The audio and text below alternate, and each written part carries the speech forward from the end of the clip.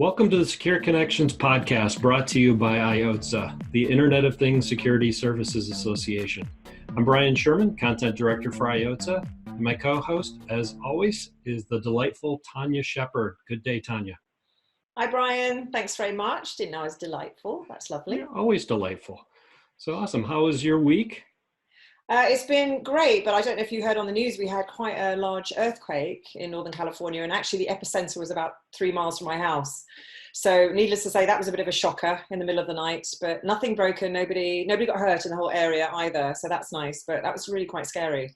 Yeah, there's been quite a few of those out there this year, if I'm not mistaken.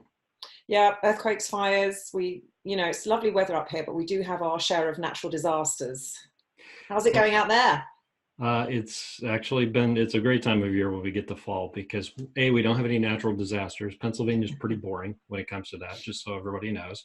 But we're surrounded by grape vineyards, I think I've mentioned previously. So it is the middle of the grape harvest and everybody's getting ready for winter. So the second part's not the good part. We try to focus on the good things on the fun. So but it's been great. Well, awesome. Well, I don't want to keep our guest waiting today. Joining us for this episode is Todd Jones, president and co-founder of AutoElevate, a Miami-based cybersecurity company that helps MSPs manage admin privileges for their clients. Pretty unique solution. Welcome to the Secure Connections podcast. Thanks, Brian. Glad to be on. Good to have you today. So why don't we start off, you're one of our new guests. We always like to have those that haven't joined us before tell a little about what they do. And well, first of all, tell us a little about yourself and then how you got your start in cybersecurity. Sure. So I originally, I'm from the Midwest, I guess the Denver, Colorado area originally. Pretty much was around, the middle of the states all my life. Developed a managed service practice there in the late 90s, and kind of was at the really with that concept of all you can eat managed service practices really from the very beginning.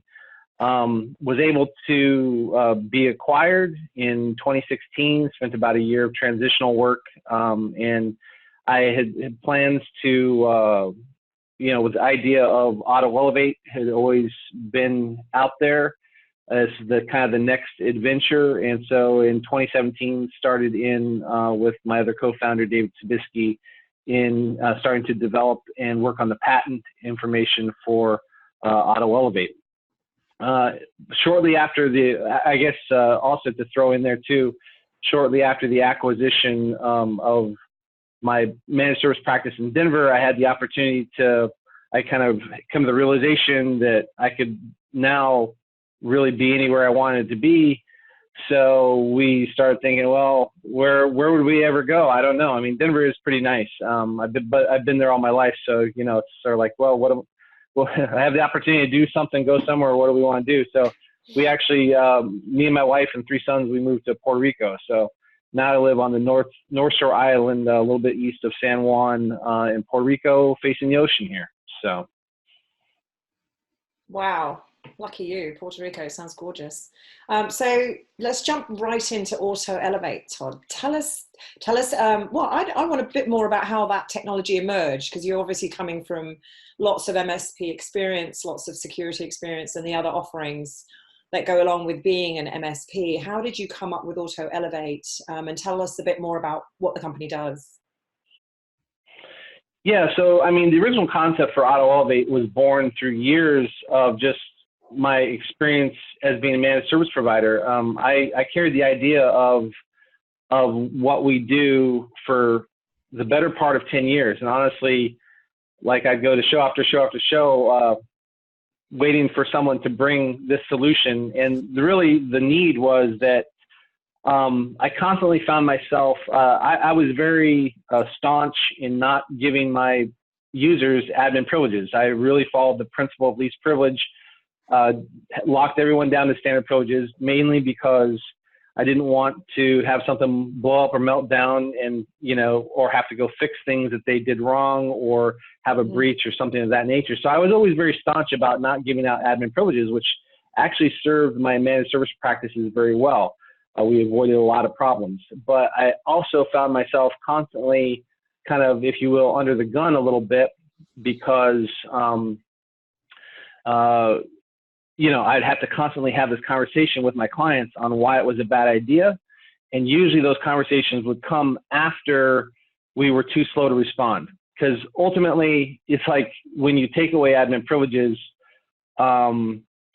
then there's lots of things that your users should be able to do or that they need to do, that then when they arise and they need to do them, they call you and they're like, hey, this is something I do on my home computer. I need to have, you know, fix this for me right away. If you're not almost immediate in your response, then the natural thing is, well, why can't we have admin privileges? So it was this constant battle between, you know, security and user convenience and productivity that I kind of found myself in. Is like, you know, get to thinking, well, how do you solve that problem? How do you solve that conflict that kind of naturally then happens by reducing privilege? Is there some education? You kind of alluded to some education maybe be involved in that. So for your partners, when they bring on AutoElevate and, you know, they start proactively managing admin privileges, do they have to have certain conversations with their clients, especially those that may have IT teams in place? Yeah, if they have clients that have IT teams in place, you're definitely going to want to, you know, talk to them. You know, I don't think for the most part, you know, if you're dealing with a company, if a managed service provider is dealing with another company that has their own IT team, I very seriously doubt that from a security aspect, from, you know, the angle of security, that anybody is going to say, you know, what's going to help improve our security is to let everyone have admin privileges. I mean, there's nobody in their right mind that thinks that that's a great idea from the standpoint of security. It's always from the standpoint of convenience, speed, or, if, you know, efficiency, or not being hassled by tickets. So, you know, I guess my advice on that, do you need to communicate with your clients? Well, yeah, I think you do need to let them know that they shouldn't have admin privileges if, you know, they have them. And you definitely need to have a conversation with them so they understand why. But from, you know, that standpoint, I mean, it really depends on your clients. I mean, that's the beauty of, I think, why managed service providers even exist, as opposed to everyone just getting support from Microsoft or some of these huge companies directly, is that managed service providers have high touch. We know our clients. We know who they are. We know what their voice sounds like when they call on the phone. We have typically most managed service providers have a pretty intimate knowledge of their client environments and of their clients themselves. So, you know, your clients, you know, some of them don't require, depending on the disposition of what you currently have in place, whether it's admin or standard privileges. Some of them don't need a conversation. You could just light up and remove the, you know, and put a solution in place that takes care of elevation automatically, and that would be all upside for them. Other clients, yeah, you'd have to have a conversation and discuss with them the pros and cons on why this is important, and what the change is going to be. Well, yeah, that definitely makes sense, because I think everybody, as you mentioned before, is you get users at home that are used to having access to everything, and it's a different environment when you go home and with all of the, or when you go to work, but with all of the cybersecurity concerns for businesses today, it just makes sense to have this type of capability for an MSP. As well as for the companies that they're supporting. Yeah, I think the you know, the scary thing, I mean, well, the scary thing obviously for managed service providers with admin privileges, and this is becoming more and more apparent all the time, is that you really can't have any computers with someone running as local admin privileges. I think some of the previous thinking, and honestly, a lot of the clients that have come to us and, you know, implemented our software and become clients of ours, I'm actually surprised at how many do allow admin privileges. Honestly, you know, a lot of them are coming because they had no choice, because there's certain line of business applications or other things that prevented them from restricting privilege down to standard. But anymore, the danger is that you really can't have even one machine. If you were to Google the term pass the hash is actually a very it's almost a very simple method of hacking into a network. And the idea is that if you can gain a foothold on one computer that has admin privileges, you can use different tools, ones like Mimikatz, or different tools that then would allow you to get the security hashes of the passwords that have been on the machine, bring them back to your machine, decrypt them, and gain privilege as a domain admin on the network. And it's actually a pretty reasonably simple method, and extremely, to me, coming from a managed service provider disposition, frightening. Because it's one thing to have your machines like crypto locked where they dropped a payload or something like that, but to have someone have access to your client networks as a domain admin where you wouldn't really know that they have access for some period of time and they can do anything and everything, that's to me even worse, because that kind of access is almost invisible to you as a managed service provider, and yet they pretty much own you. So I mean, that being said, it just goes to the importance, and we've seen many attacks been happening against managed service providers themselves. So anymore, really, my advice would be, and even was when I had my practice, is that your even admin staff on your own computers internally, you as a managed service provider, shouldn't have admin privileges. So, to get around that so that everyone isn't inconvenienced, you have to, I think, have a privilege management tool in place so it's not just totally oppressively inconvenient. Yeah. Can you talk a bit more to the application of your solution? And it sounds like you certainly recommend MSPs themselves might implement it, because as you're saying, that's definitely popular on the rise. A lot of these cyber attackers are going straight for the MSP because they're in control of so many desktops and what have you. So how does your solution get implemented at the MSP level, and then training for them, for their end users? How do you go about it? Yeah, so I guess in a nutshell, to first just describe what our software does. Our software is an agent-based solution that sits on each computer. And our solution, what it does is it sits and monitors for events requiring privilege. So it sits and monitors for instances where admin privileges are being asked for, or when a Windows UAC pops up asking for credentials. So that's what we're monitoring for, which interestingly enough is not something that you will get from the Windows event logs. So every time that one of your users out there in the world, as a managed service provider, trips on something that's asking for admin privileges or is saying, do you want to use an admin privilege?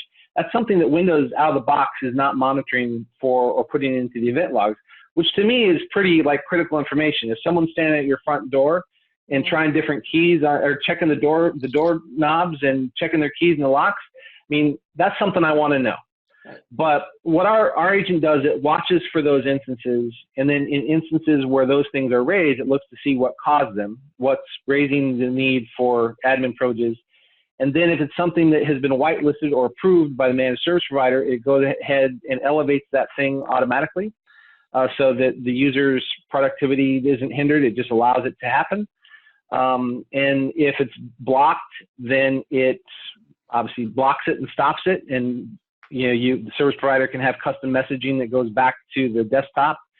If it's unknown, then it goes through a real-time evaluation process that happens automatically between the service provider and the client, so that they can examine what they're requesting and approve it and elevate it, along with a rule for future for anyone else that asks for it at kind of the click of a button. So is that a learning? Sorry, Brian, didn't mean to cut you off. Is it like a machine learning circumstance where, because a question's been asked previously and there's a decision that's been made, it will then implement that similar decision at a future request? So in a sense, yes. I mean, it's not. I wouldn't classify it as machine learning because it's a human behind it.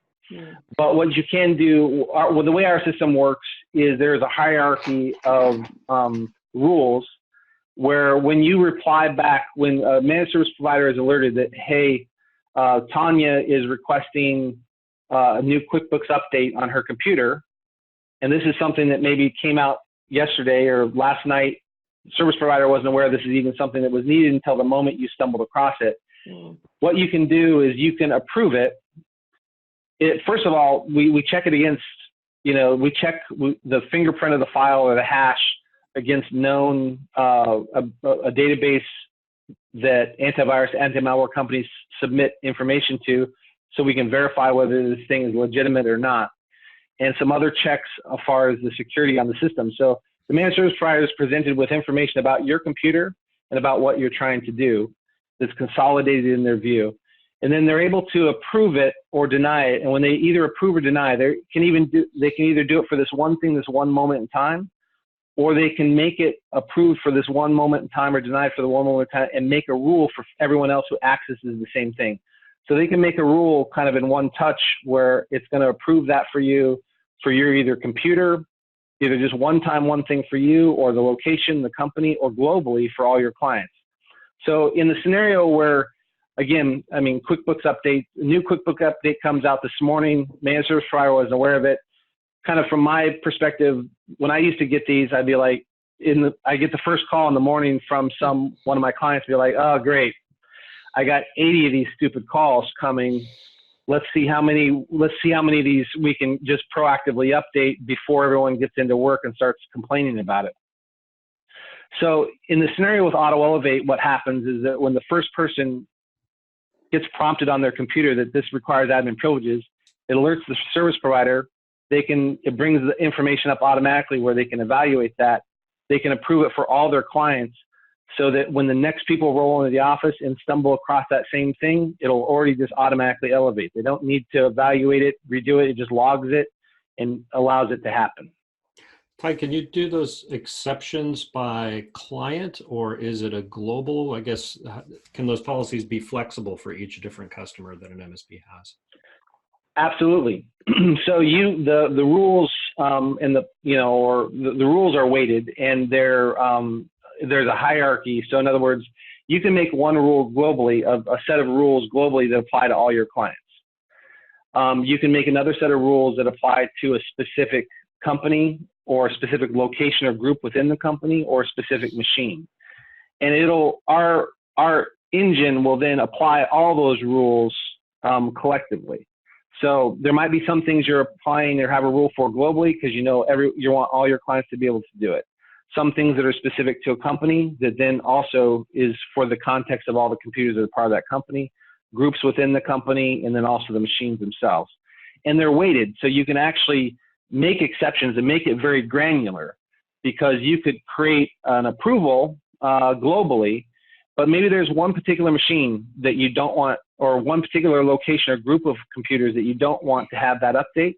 You can set a deny rule or a rule to block or ignore that for a particular machine or client that will then override that global. Because machine rules, the way our system works, rules that apply to a machine are stronger than or override machines that are part of the group. Group rules override company rules. Company rules override global rules. But you can, again, by stacking those, and this is a common concept with a lot of different products of making weighted rules, but in that way you can really make a granular set of rules that apply to privilege elevation.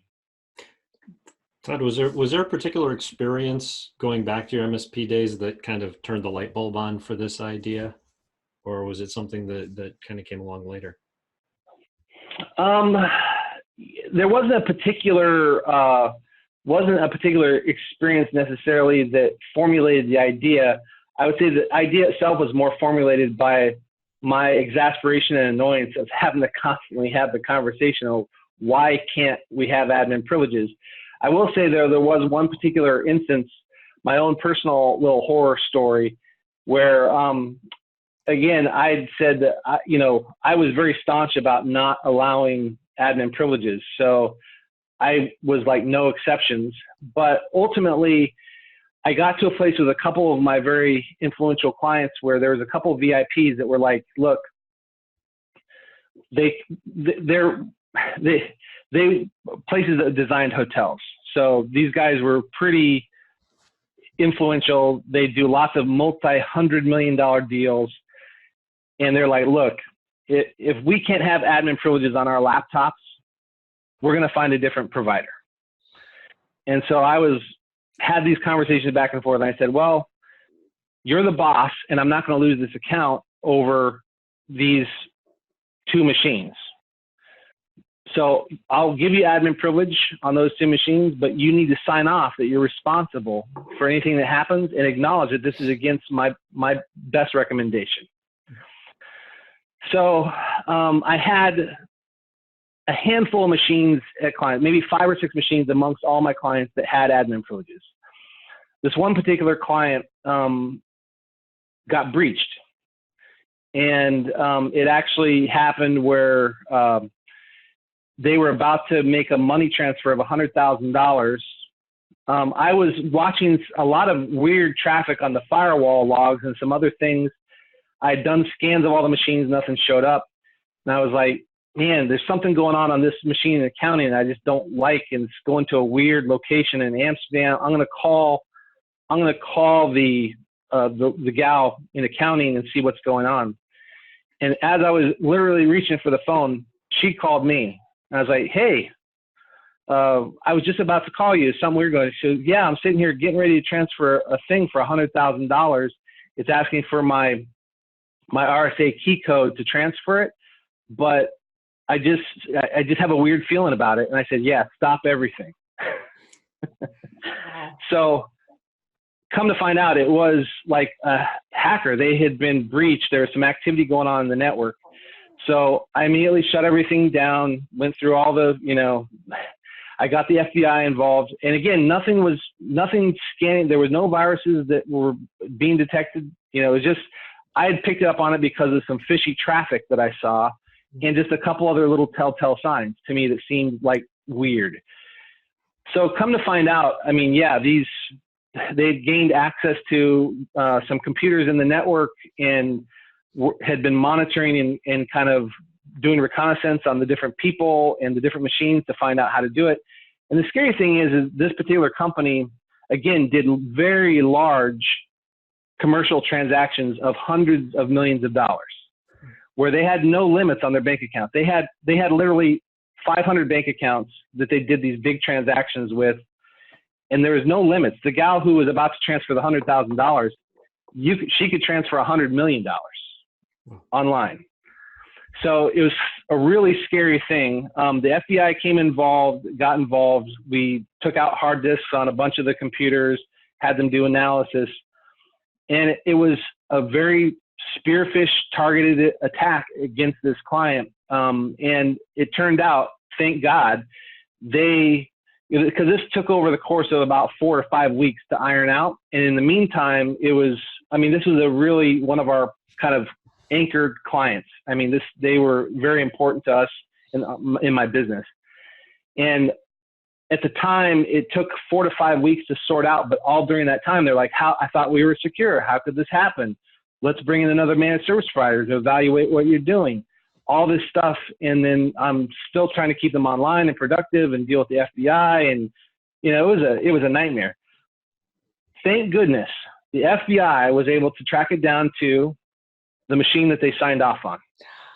And the moment in time that it occurred, they tracked it all the way down to the laptop that had admin privileges.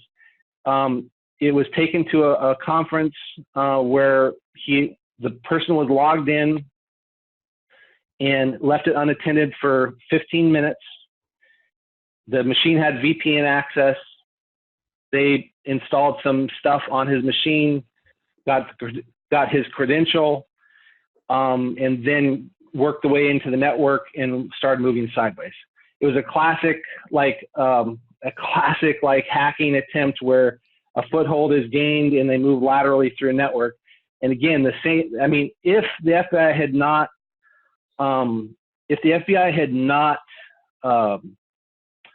pinned it down to that one machine and kind of exonerated me, I probably would have lost that account. It probably would have ruined my business. I probably wouldn't have been acquired. I probably wouldn't be sitting here doing this with you today. So it was a big deal. And I think some of my gray hair, I attribute some to my kids, but I got a good amount of gray hair on that experience that, yeah, definitely solidified in my mind that, you know, you can't have admin privileges on anything. I mean, that was the one that was this, because up to that point, I was pretty staunch on it, but I had allowed some exceptions. And so after that, I went to all of my clients and said, no more. You won't have it.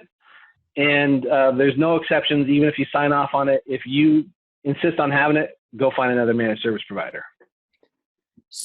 What a phenomenal story. It's amazing. And obviously you deserve to, you know, have it all proven at the end, because how foolish if they'd let you go. Question, this is a brilliant story, and it sounds like you have used this to talk to your other clients. Tell us how to recommend to our fellow MSP friends and partners how to convey the similar message, because it sounds like from what you've been saying, the consistent issue is end users saying, no, we need admin, and you've sort of got to go through this process of convincing them otherwise. What words of wisdom have you got for the partners out there to have that conversation, right? Yeah, so I mean, we have written some, we've written some like end user brandable documents that kind of walk through the horror of what it could be, as well as some templated stuff that they can use to put in front of their client to make them opt in or take full responsibility. So we do have some things like that are available to our partners. But I think for a partner, you know, first of all, they have to be convinced of that themselves. I mean, I think the partner themselves has to become convinced that a no exception policy, you know, it has to be in place. And I don't think anymore that's getting too difficult to do, because I mean, you look around at some of the breaches that have happened against some of these high profile breaches that have happened against managed service providers in the last six to 8 months. These are breaches that essentially, when you boil down and look at the attacks that have happened and how they happen, it boiled down to some basic, I guess what I know you guys like football, what I would call basic blocking and tackling, you know, which is, this is the basic stuff that you need to be doing, which is second factor authentication, password hygiene, not letting your machines have admin privileges. You take away and shore up those things, those breaches might not have happened. And as I sat and watched those breaches where you have those providers where, you know, all of their clients were crypto locked simultaneously, I mean, it made me personally sick, because I had been through it with that one client, which was really important, and it wasn't that bad. I mean, I was able to come out of that, you know, granted, it was probably the worst 6 weeks of my life, and I came out on top, so to speak. But, you know, it literally made me sick looking at those reports and things coming through, and those are not becoming too uncommon. You know, use Google and look up, you know, MSP breaches, or get some part of some of these, you know, chats or things, you know, from, you know, it's out there. It's happening to managed service providers. Managed service providers are clearly in the crosshairs and the target. So I think managed service providers need to be really good at the blocking and tackling. They need to be good at the fundamentals of security. I mean, if they're not, it's a huge problem. Todd, how good, speaking of MSPs, and we kind of veer back into the internal issues, because obviously they are at the crosshairs and the threats against MSPs are rising, and we're seeing it more every day. But how can they utilize this technology? Are you seeing admin privileges, you know, used pretty correctly, or I should say following best practices for security today? Or should they be implementing these systems across the board with their clients as well as inside their own companies? They need to be implementing these systems across the board. Interestingly enough, the NSA, Homeland Security, NIST, the Australian government, the UK government, all recommend using a privilege access management system, a PAM, to control privilege access management or privilege. And really, when we talk about privilege management, I mean, in Windows, it's really, you have two choices: standard privilege or admin privilege. So you're talking about how do you make that more fine-tuned, more granular, because really it's, all or nothing prospect in Windows with the way the privileges are out of the box. So from that standpoint, yeah, you do need to implement that across the board, both internally as a managed service provider and your clients. I mean, my personal opinion is there should be zero exceptions, because really it's your security is only as good as your weakest link. And really the security starts at the workstation. And the reason why is that you can have the greatest firewalls in the world and monitoring in the world, and these perimeter defenses. You can have great backup and disaster recovery, these other tools in play. But all it takes is one computer. I mean, go back to the story that I told you with my provider. That was exactly the case. You have one computer where a foothold can be maintained. The bad guys, the malicious actors, are going to work laterally into the network and get what they need. And in most cases, they'll probably get what they need to access your network as a domain admin without too much difficulty, if they're kind of worth their salt as a hacker. So there really should be no exceptions, in my opinion. And that's something that really, for a managed service provider as well as your clients, you really need to be paying attention to. And really, I was always an advocate in my practice of kind of eating my own dog food, so to speak. I know that there's probably a prettier way to put that, I guess. But we like that one. You know, we would we would always vet out solutions and try and implement them internally on our own company. And I think that's important for managed service providers to do, is that, you know, make it work for you internally and start with security at home, and then implement that practice into your clients. And it's especially important anymore for managed service providers, because again, they're the target. If you don't have good security with your people, your internal network, your stuff internally, you're the gateway. You've got some super powerful tools that now these hackers can get in and utilize to totally screw you over, and your clients. But, you know, hey, it's all about us as a managed service provider, right? It is all about you. So did I answer your question, Brian? I rambled on there. No, you did. I think it comes down to trust but verify when it comes to anything. I think is the only amount of trust you want to have when it comes to admin privileges is making sure they're set to standard, and then providing the exceptions only when needed. And it sounds like the platform that you have gives MSPs the control to be able to automate that and make it simpler for them and for their clients. I could be wrong on that, but I think that's what we're headed to. I mean, yeah, definitely. And I think even beyond that, I think there is a tendency for, you know, for all of us, you know, when I was in the business and doing it, and just to want to put something in place and then call it good, you know. But I think for managed service providers, there's a danger in that. And part of the reason for that is it's an ongoing process. And security really is the fabric of everything a managed service provider should be providing. And any security, it doesn't matter what security you're talking about, whether that's computer security on an individual machine, a network, or physical security for a house, a business, a bank, or whatever. It always involves three elements: protection, like the locks on the doors, the protection devices, you know, the antivirus, the different things that help protect or lock things down, detection, watching it, and the response. If you don't have those three elements in play, you don't have security. You have a false sense of security, because you go to the physical example of your house or a bank. I mean, bank vaults are rated according to time. You can get a 30-minute bank vault or a 60-minute bank vault. Because at the end of the day, it's all about how long does it take you to take a cutting torch and cut through however many feet of concrete and steel, right?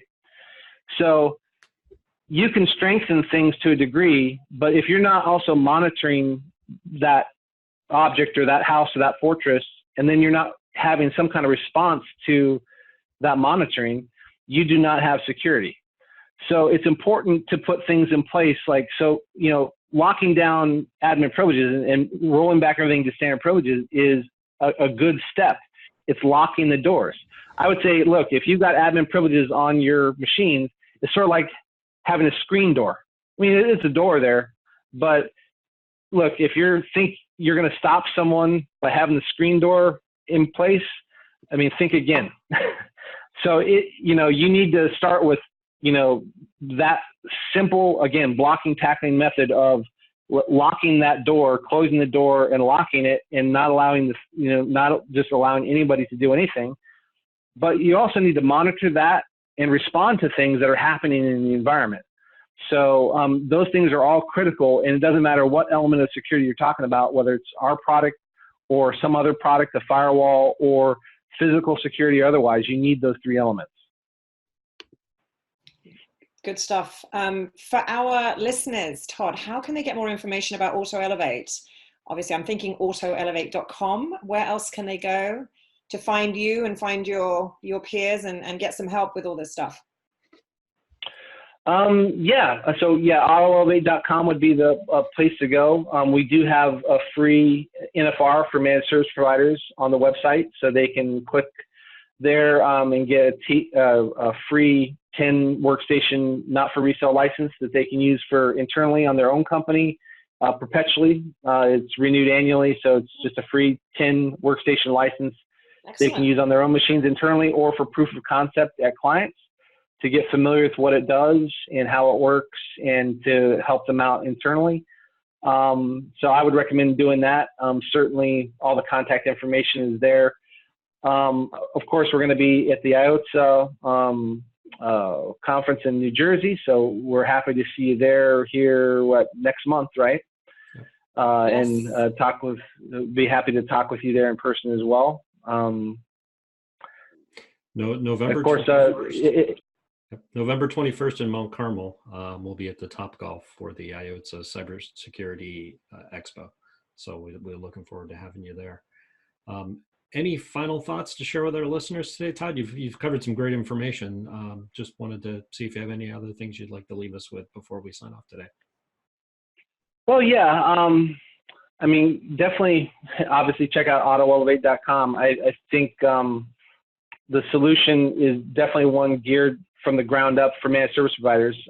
That was, the brainchild of my background. But I would say, security really has to be, at the end of the day, something that you do very, very well as a managed service provider. When you look at all the different tools that you've added along the way to the standard managed security stack, starting with antivirus, firewall, on-site and off-site backups, devices, spam filtering, you look at all the different things that now are standard equipment on your package. All these things are security related. So, if you're doing something like allowing admin privileges, it's really time to take a step back and look at the basic stuff. Roll back admin privileges, make it standard, get 2FA in place, do real password hygiene, be really good at security, because at the end of the day, managed service providers, really, that is the core of your product, is a security offering. You need to do other things as well. You need to, so you can own and protect your turf with your clients and do other things like voice over IP, audio visual, physical security cameras, printer copier. You make money off these other things as well. But you better be really good. If you're going to be last in this business as an MSP, you really kind of need to be thinking MSSP. You really need to nail and just be really good at the core stuff of security, because it's the core of your offering. So I would say if you don't have a privileged access management system, you don't have a strategy into that, and you're having issues, please take a look at our product and get that fixed, because it's going to be essential. Excellent recommendations. On behalf of IoTSSA, we'd like to thank Todd Jones of AutoElevate for joining us today. And for all of our listeners, please have a safe and profitable day. And we encourage you all to stop back next week for our next episode of the Secure Connections podcast. Thank you. Thanks, Brian. Thanks, Tania. Thank you very much, Todd. What a fantastic chat. Good stuff.